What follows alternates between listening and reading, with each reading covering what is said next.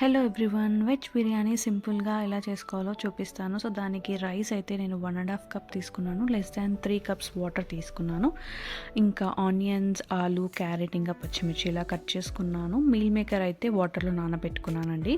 ఇవన్నీ అయితే బిర్యానీ స్పైసెస్, సాజీరా, ఇంకా లవంగం, యాలకు, ఇంకా బే లీఫ్, ఇవన్నీ. అండ్ బిర్యానీ మసాలా కొంచెం, ఇంకా అల్లం వెల్లిపాయ పేస్ట్, ఇంకా పుదీనా, ఇంకా కొత్తిమీర తీసుకున్నాను. ఫస్ట్ అయితే ఒక కుక్కర్ తీసుకొని నెయ్యి వేసుకున్నానండి, ఒక 2-3 టేబుల్ స్పూన్స్.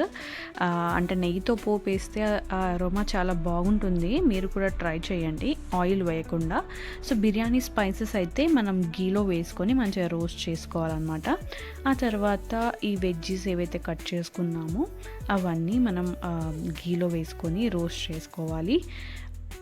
అండ్ నెక్స్ట్ వచ్చేసి మీల్ మేకర్ కూడా మనం వేసుకోవాలి. సో ఏవైతే వెజ్జీస్ ఉన్నాయో, పన్నీర్ ఉంటే పన్నీర్ కూడా వేసుకోవచ్చు ఈ పాయింట్లో. సో నెక్స్ట్ పుదీనా వేసేసుకున్నాను తగినంత.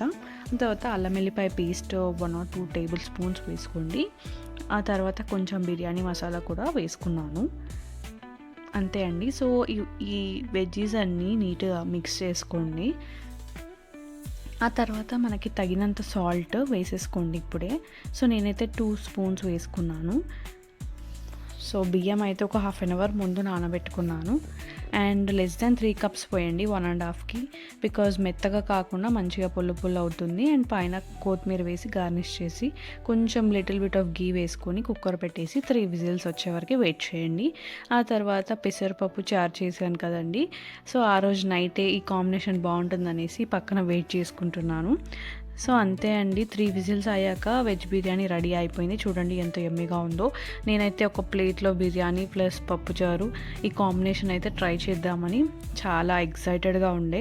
సో నేనైతే ట్రై చేశాను, సూపర్గా ఉంది టేస్ట్.